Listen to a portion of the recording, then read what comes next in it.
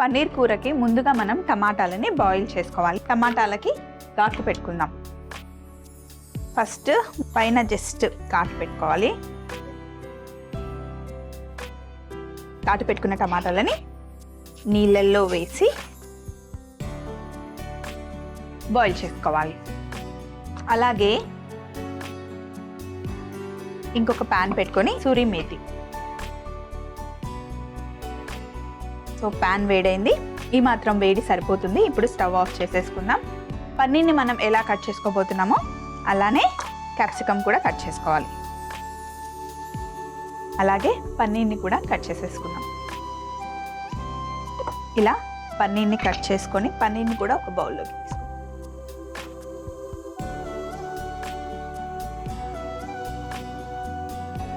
టమాటాలు ఉడుకుతూ ఉన్నప్పుడే ఇందులో మనం కొంచెం జీడిపప్పు కూడా వేసుకోవాలి. కొంచెం జీడిపప్పు టమాటాలతో పాటు ఉడికించుకోవాలి. ఇప్పుడు ఒక మిక్సీ జార్ తీసుకొని టమాటాలు జీడిపప్పు మిక్సీలో వేసేసి అలాగే పచ్చిమిర్చి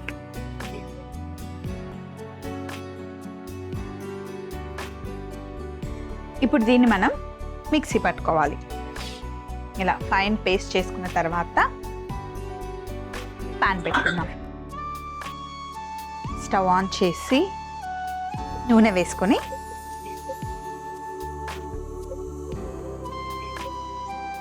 ఉల్లిపాయలు వేడి నూనెలో వేసిన తర్వాత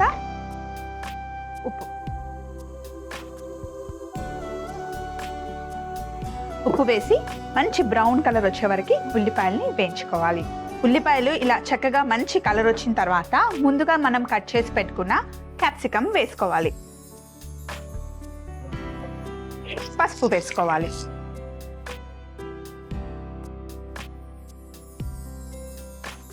ధనియాల పొడి,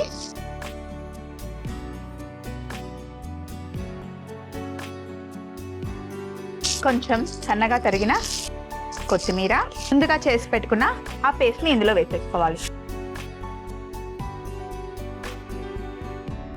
కారం వేస్తే బాగుంటుంది.